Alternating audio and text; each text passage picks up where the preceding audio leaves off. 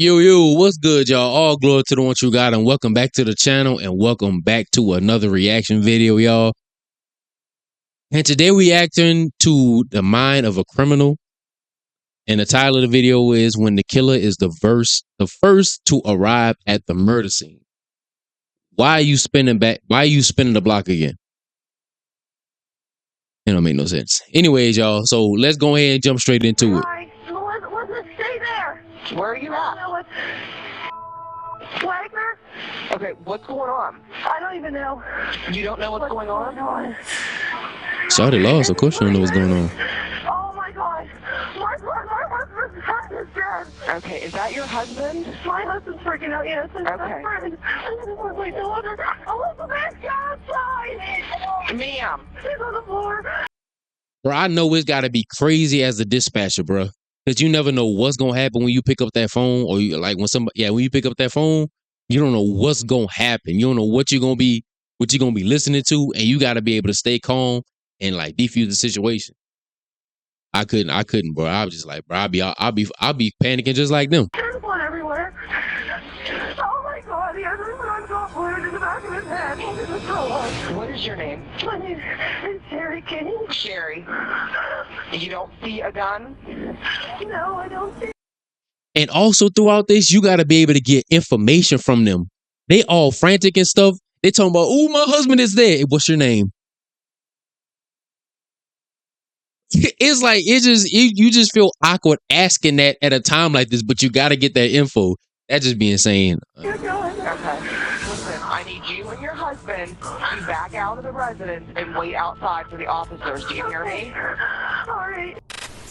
In May 2017, police in the small, quiet town of Bel Air, Ohio, find a man dead in his basement. A gunshot wound to the head.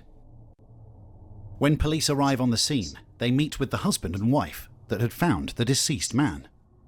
David Kinney and his wife Cherry are longtime friends of the victim, 43-year-old Brad McGarry. I can't believe that. How long you guys been together? 8, 9 years. Oh, yeah. My kids call him Uncle. He's supposed to go to the Bahamas with us in August. Best buds, This is sick. This is sick, bro. He met him at coal mining classes years ago, and we just took him and his family.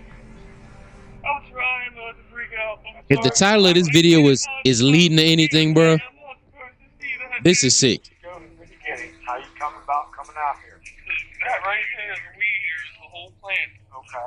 The weed eater? Yes, sir. We come to the basement door and knocked.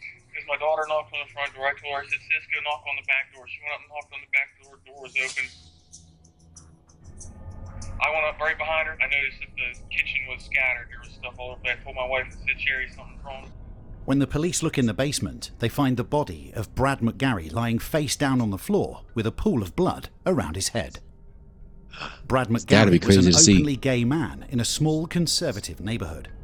His friends state that he had just ended a relationship with a man named Scotty, but they didn't know his last name. They stayed with him like that issue with him? He's the last relationship he was in. It was pulled off, and he hasn't been with anybody ever since. Who was the girl? Yeah, It was the guy. He, Oh, he was in with the guy? Yes, sir. yeah, Okay, who was the guy? he, Scott something. oh man. Very bad blood. That boat really just seemed fake. I ain't gonna lie to you. While looking around the house, police notice that it appears to have been ransacked. Oddly enough, they notice that nothing has actually been taken. There were multiple newer phones lying around, a large TV, and even money on the floor. Police are convinced that the robbery was staged. The next thought is that it was suicide. When the coroner arrives, he starts taking a look at Brad's body. It is apparent that there is a gunshot wound to the head, so he asks if there was a gun found anywhere, but no gun was found. Since oftentimes suicide victims fall on top of the gun after committing the act, police roll the body over, but they still do not find a gun. I don't see a firearm. No, I didn't either. They flipped him over, they didn't see a gun. And if that's the case, it wasn't no suicide. He's a rigger. Who found him? People outside. David Kinney. Detectives begin interviewing friends and family of Brad right away, trying to form a timeline and gain as much information as possible as to who may have done this. After getting the full name of Scotty Butler, Brad's recently ex-boyfriend, they head to his house right away to interrogate him. When detectives arrive at the house, his mother answers the door and states that Scotty has been in jail for the past 3 months for violating his probation. Scotty Butler is no longer a suspect, as he had a solid alibi. Detectives decide to take a look around the neighborhood to see if there are any cameras filming towards Brad's house. Thankfully, one neighbor had a camera that faced towards the street near Brad's house. Bruh, They would be able to... everybody got cameras now, bruh. Everybody got cameras. Ring cameras. It's just like, you know, it's not like the early 2010s where like that was rare that somebody, if you had the whole like camera set up in your house or around your house, you really had money. Nowadays, it's really not that much. So nowadays, bruh, like, you think you can be getting weight and a random ring camera can just catch you, then boom, right there. Like, oh, it's over with. You shouldn't be doing this, period. But like you obviously should never be doing this, period. But trying to do it nowadays, you a different kind of stupid. see who came and went from the house. While reviewing the camera footage, they continue to interview friends and family. David had taken some pictures and screenshots that could help detectives in the investigation, so they took his phone to copy the information. The issue the detective is having at this moment is that just the night before, Brad's cousin said something that completely changed the direction of the investigation. Sunday, we went to Grammy's. We were sitting around the table. It was just me and Brad and Heather, which is another cousin of mine. And he made a comment how this DJ guy, he was coming over. Brad's intent was it was romantic. He made a joke about taking a nap.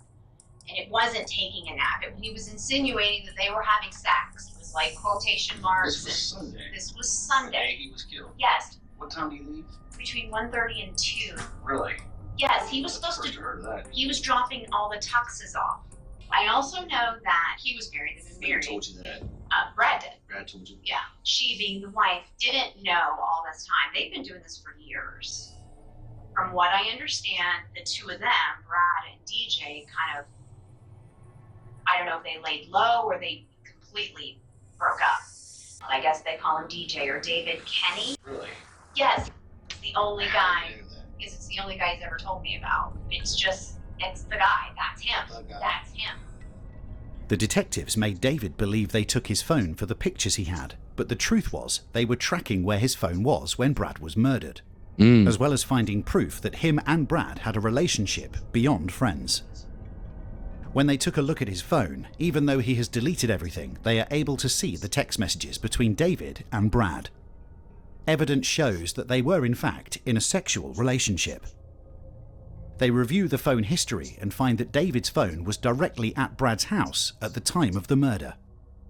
They also discover, while reviewing the neighbour's CCTV footage, that David had driven to Brad's right before the murder in his wife's car, then left 40 minutes later. David would then appear again hours later in his truck with his family, delivering the weed eater Brad supposedly wanted to borrow. Police know that David was there when Brad was killed. Now they need to work to get the truth out of David. Where's your phone putting you at Brad's house the time he got killed? It's past 3. I was not there when Brad was killed. You were at his house. Yes, sir. Time of the murder. They on your head now, bro. You were Oh, there. God. You know exactly when he was killed.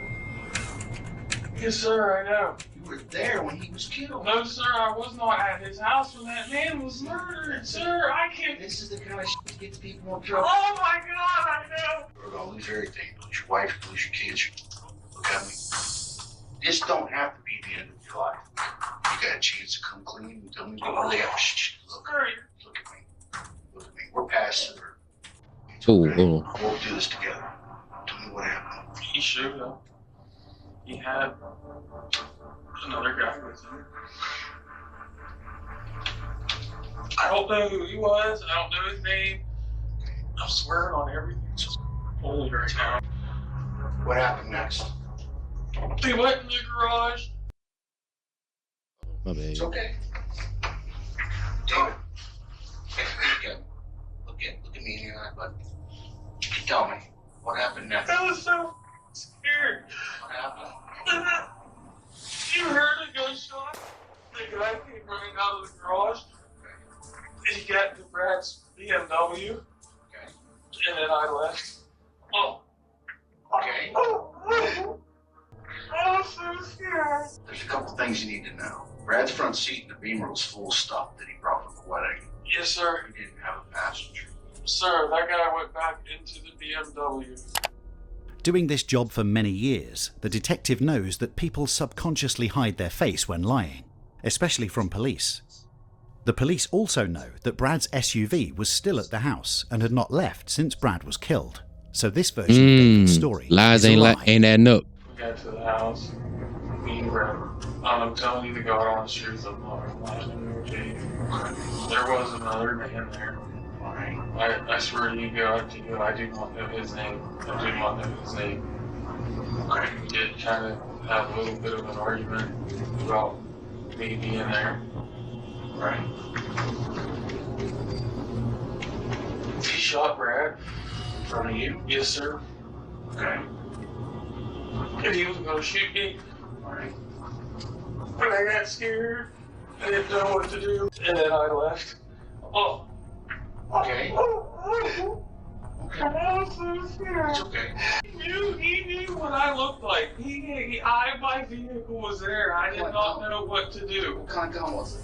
I have no clue. Why did you call the cops? Why did you do this elaborate story? Why did you put your own daughter in that basement with that body? Ooh. You did that. Yes, sir. And you knew he was down there. So you put you and your family. Sir, Tell me what happened. I did not kill him. You knew Brad was dead, and you brought your I daughter. did not know he was dead. The detective now creates a false story to help David become more comfortable with opening up about what happened. Even though the detective knows David will lie again, he also knows that the truth is getting closer. I'll tell you something. Sometimes when bad shit happens, people panic. Okay? I got a theory.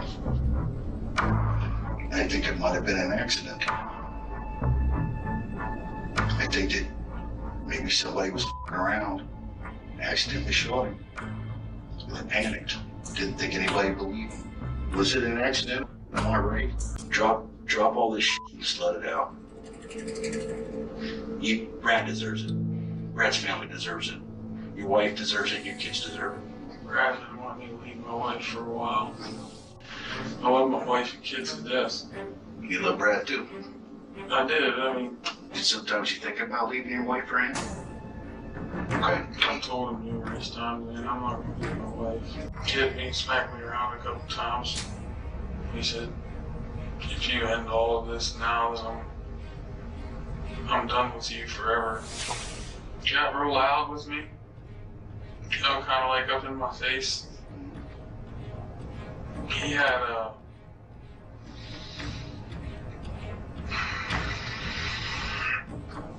those little derringers.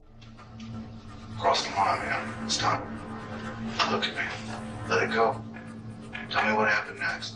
It's time to say it, bro. It's time to sing. He had it in his hand. Just kind of like waving it at me, you know what I mean? Okay.